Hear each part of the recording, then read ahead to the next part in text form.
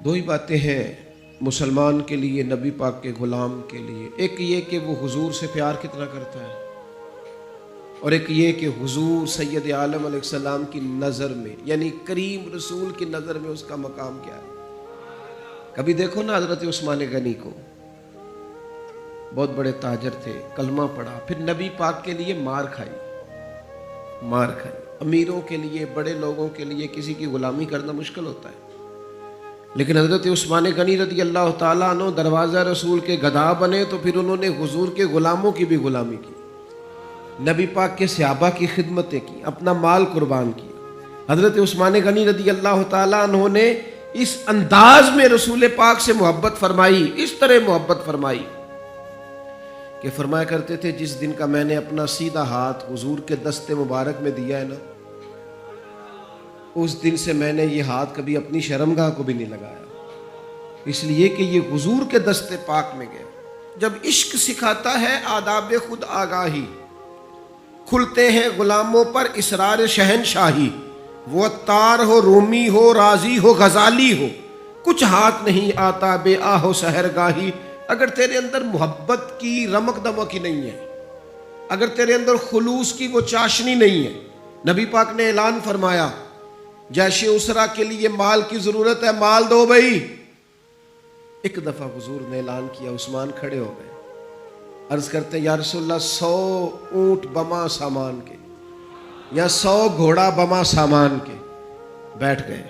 پھر کریم نے اعلان کیا مال کی ضرورت ہے، عثمان پھر اٹھ کے کھڑے ہو گئے۔ یہ سیدنا عثمان غنی کا پیار ہے، پھر اٹھ کے کھڑے، حضور میرا 100 اور کر لیں، بیٹھ گئے۔ پھر اعلان کیا، حضرت عثمان سے رہا نہیں جا رہا، ادھر ادھر پلٹ کے دیکھتے ہیں، وہ اندر پانی لوڑ نہیں ہڑا نو رہ براندی۔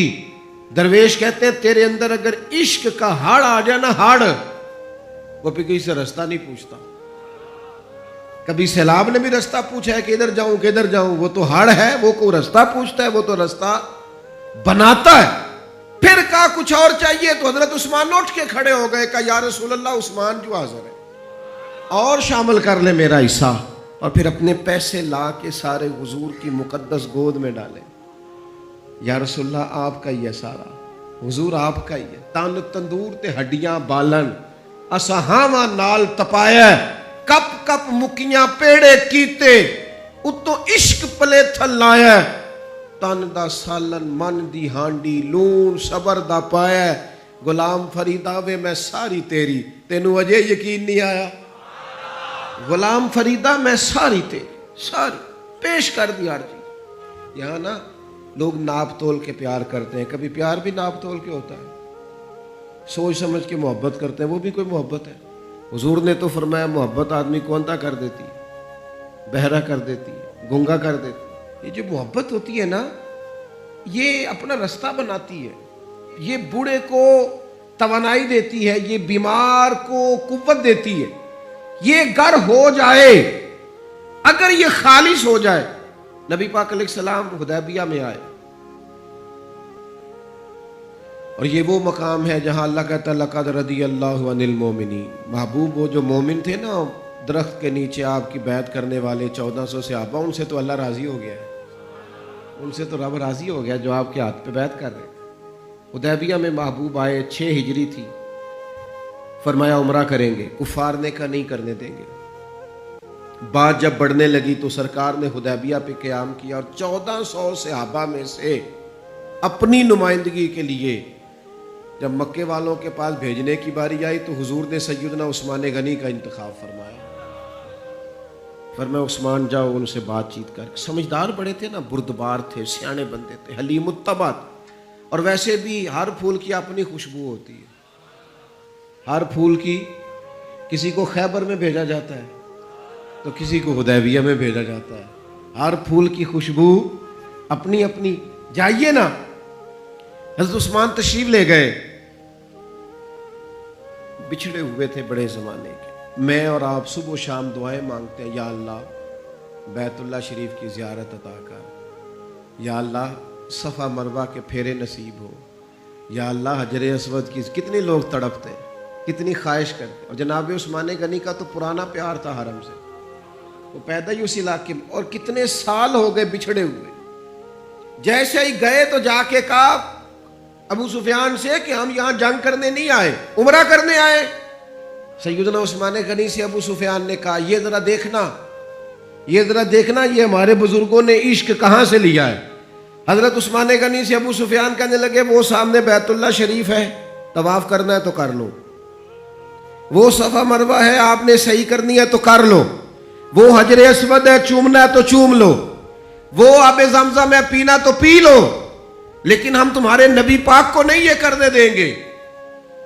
سامنے کعبہ ہے، سامنے حجر اسود ہے، سامنے مقام ابراہیم ہے، اور میں نماز پڑھا کہ تیں ول ویکھاں،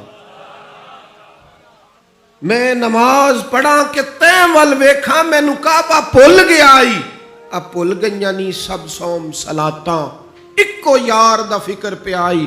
حضرت عثمان کہنے لگے کعبے کا طواف اور محبوب کے بغیر، صفا مروہ کے چکر اور محبوب کے بغیر، نبی پاک کے بغیر. فرمایا نہ بھائی، اسی محبوب کے ساتھ طواف کروں گا جس نے کعبے کا رستہ دکھایا ہے، انہی کے ساتھ صفا مروہ ہوگا جنہوں نے اس کا حسن بتایا ہے، جنہوں نے نماز پڑھا کہ میں تیں ول ویکھاں، مینوں کعبہ بھل گیا آئی.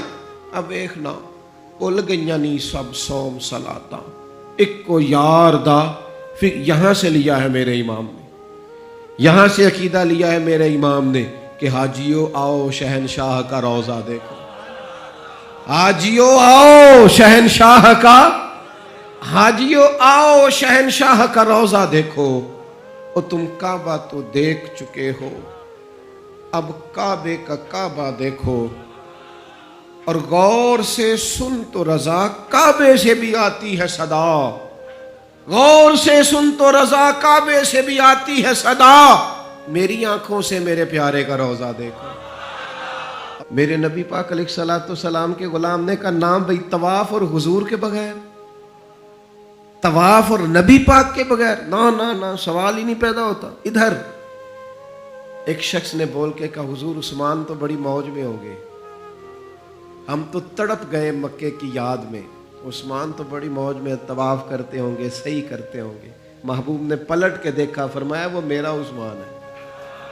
ہاں میں نے کہا ایک مقام، ایک یہ ہے کہ کوئی محبت کرے، اور ایک یہ کہ محبوب کی نظر میں فرمایا وہ میرا عثمان ہے، میرے بغیر اور طواف، میرے بغیر اور طواف، یہ کیسے ممکن ہے؟ سوال ہی نہیں پیدا ہوتا. سیدنا عثمان غنی، خبر پھیل گئی کہ حضرت عثمان غنی کو شہید کر دیا گیا ہے. انہوں نے حضرت عثمان کو روک لیا تھا، بٹھا لیا تھا. یہاں خبر پھیل گئی جناب عثمان کو شہید کر دیا گیا. عثمان میں قربان رستوں سے جہاں تھے آپ گزرا کرتے تھے. میرے محبوب نے فرمایا آؤ بھائی سارے میرے ہاتھ پر بیعت کرو، میرے ہاتھ پر بیعت کرو، موت کی بیعت کرو، ہم نے عثمان کے خون کا بدلہ لینا. محبوب کا جوش و خروش، صحابہ بیعت کر رہے ہیں کس بات پر؟ حضرت عثمان کے بدلے پر. 1400 لوگوں نے بیعت کی بشمول مولا علی شیر خدا کے، کہ ہم نے حضرت عثمان کا بدلہ. حضور کو پتا تھا، محبوب تو جانتے ہیں، پر جذبات کو صحیح رخ دینا تھا. فرمایا آؤ بیعت کرو، اور تمام لوگوں نے بیعت کر لی، صرف حضرت عثمان نہیں تھے. حضرت انس بن مالک فرماتے ہیں محبوب نے اپنے ہاتھ فضا میں لہرائے، فرمایا بھئی عثمان موجود نہیں ہے. فرمایا یہ ہاتھ میرا، یہ میرے عثمان کا، لو میں عثمان کی بھی بیعت کرتا ہوں، یہ عثمان کی بھی. حضرت انس بن مالک فرماتے ہیں، جناب انس بن مالک فرماتے ہیں قسم اللہ کی، وہ جس وقت نبی پاک نے کہا نا یہ عثمان کا ہاتھ ہے، فرماتے ہیں اس وقت عثمان کا ہاتھ کائنات کے سب لوگوں کے ہاتھوں سے بہتر ہو گیا تھا. اتنی عظمتیں ملی حضرت عثمان غنی کو، اتنا مقام ملا سیدنا عثمان کو. یہ جو لوگ ہیں نا، یہ جو دروازہ رسول کے خاص غلام ہیں، ان غلاموں کی محبت سے فیض آئے گا رسول پاک کی محبت کا. غلامی کی طبیعت چاہے گی، ان سے پیار کرو گے تو مدینے والے کے محبوب بن جاؤ گے. ان لوگوں سے سیکھیں گے کہ دین کا اصل مزاج کیا ہے، یہ بتائیں گے. حضرت عثمان غنی رضی اللہ تعالیٰ عنہ، انہوں نے رسول کائنات صلی اللہ تعالیٰ علیہ وسلم سے محبت کی، پیار کیا. اس انداز میں کیا کہ وہ درجنوں سینکڑوں لوگ کھڑے ہیں اور کئی دنوں کی بھوک ہے، تو منافقین ہنس رہے ہیں کہ دیکھو مسلمانوں کے پاس تو کھانا ہی نہیں، تو عثمان غنی اونٹوں پہ رکھ کے پکا کے لنگر بھیج رہے ہیں، انہیں کھلاؤ، ان کو عثمان کی جانب سے کھلاؤ کھانے۔ حضرت عثمان غنی ایک صحابی قرض لے گئے، کچھ دنوں کے بعد آئے، آ کے کہنے لگے واپس لے کہنے لگے میں نے تو مربت میں دے دیا تھا، تو میرے نبی پاک کا غلام ہے، میں تو اس نسبت کا پابند دے دیا تھا، واپسی کا کیا مانا ہوں۔ حضرت سیدنا عثمان غنی کا ڈھلا ہوا رسیلا سجیلا مزاج، اس میں خوبصورتی، اس میں ٹھہراؤ، اس میں رسول پاک کی محبت کا رنگ۔ حضرت رقیہ رضی اللہ تعالیٰ عنہ حضور کی صاحبزادی ہیں، ان کے ساتھ حضرت عثمان غنی کا نکاح ہوا۔ جناب اسامہ بن زید کہتے ہیں حضور نے مجھے کچھ چیز دینے بھیجا، ابھی میں چھوٹا تھا، گھروں میں چلا جاتا تھا، اور بعض نے لکھا ابھی پردے کی آیتیں نہیں آئی تھی، لوگ جاتے تھے ایک دوسرے کے گھروں میں۔ حضرت اسامہ بن زید کہتے ہیں میں گیا کھانا دینے، تو میں نے دونوں میاں بیوی کو گھر میں بیٹھے دیکھا، میں واپس آیا تو محبوب فرمانے لگے میری بیٹی اور میرے داماد کو دیکھا ہے؟ کہ میں نے کہا یا رسول اللہ دیکھا ہے۔ فرمایا اتنے خوبصورت لوگ پہلے بھی کبھی دیکھے ہیں؟ اتنے خوبصورت تھے حضرت عثمان غنی، اتنے حسین تھے، اتنا ان کے مزاج میں نفاست تھی، اس قدر زیادہ شرم و حیا والے۔ حضور فرماتے ہیں ایسے لوگ کبھی دیکھے؟ میرے دوستوں، ان لوگوں سے پیار کرنا، ان سے محبت کرنا، ان کے ناموں پر اپنی اولادوں کے نام رکھنا، ان کی غلامی کا ذکر اپنی طبیعتوں میں پیدا کرنا، اور پھر نبی پاک صلی اللہ تعالیٰ علیہ وآلہ وسلم نا ان کا ذکر کرتے تو مختلف انداز میں، مختلف زاویوں سے۔ محبوب ایک باغ میں بیٹھے، یہ بھی ذرا دیکھنا، کبھی من موج میں ہوتا ہے اور تن شوق میں ہوتا ہے، کبھی کیفیات اور ہوتی ہیں، کبھی وہ ایک مقام پہ کہا تھا نا میرے اوپر ایک ایسا وقت آتا ہے کہ میرے ساتھ میرا رب ہوتا ہے جو اس کی شان کے لائق۔ تو نبی پاک علیہ السلام پر گویا وہ جو حضور فرماتے ہیں نا میرے ساتھ ایک ایسا وقت آتا ہے جب میرے ساتھ میرا کریم مالک کرم نوازی فرماتا ہے، وہی آتی ہے یا کلام کرتا ہے۔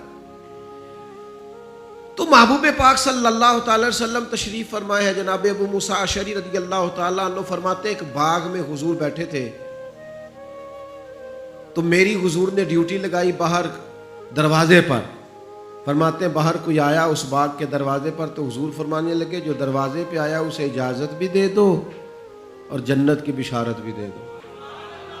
ظاہراً تو حضرت ابو موسیٰ اشعری نے بھی بندہ نہیں دیکھا کون آیا ہے، وہ سامنے تو آیا ہی نہیں، لیکن حضور نے اندر بیٹھے بیٹھے ہی نا، اندر بیٹھے بیٹھے ہی محبوب فرمانے لگے وہ جو آیا ہے نا، چونکہ حضور تو مالک ہے نا جنت کے، میرے امام فرماتے ہیں تجھ سے اور جنت سے کیا مطلب، منکر دور ہو، ہم رسول اللہ کے، جنت رسول اللہ کی۔ حضور اندر بیٹھے دیکھا ہی نہیں باہر کون ہے، اور فرمانے لگے وہ جو آیا دروازے پہ اسے بتا دو تو جنتی ہے۔ حضرت ابو موسیٰ اشعری کہتے ہیں دروازہ کھولا تو ابو بکر صدیق تھے۔ یہ دیکھو کن کے نام جنت الاٹ ہوتی ہے اور بار بار انہی کا قرہ نکل آتا ہے، انہی کے تذکرے ہونے لگتے ہیں، انہی کا ذکر۔ سیدنا صدیق اکبر فرماتے ہیں تھوڑی دیر کے بعد پھر کوئی دروازے پہ آیا، حضور فرمانے لگے اسے اجازت بھی دے دو اور جنت کی بشارت بھی دے دو۔ یہ سیاستہ میں حدیث موجود ہے۔ فرماتے ہیں میں جو گیا دروازہ کھولا تو دروازے پہ فاروق اعظم تھے۔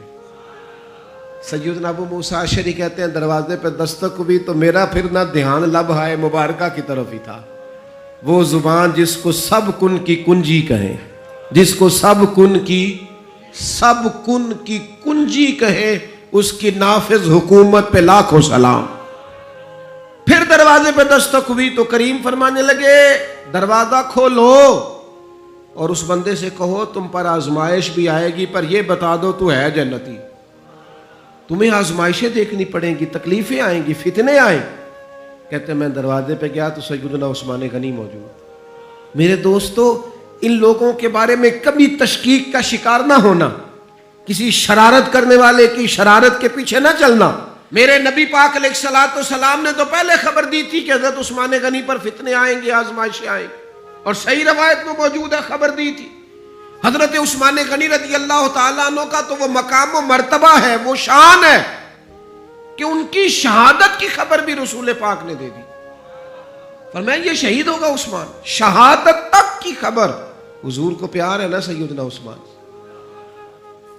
نبی پاک صلی اللہ تعالی علیہ وآلہ وسلم احد پہاڑ پہ گئے تو احد پہاڑ کانپنے لگا.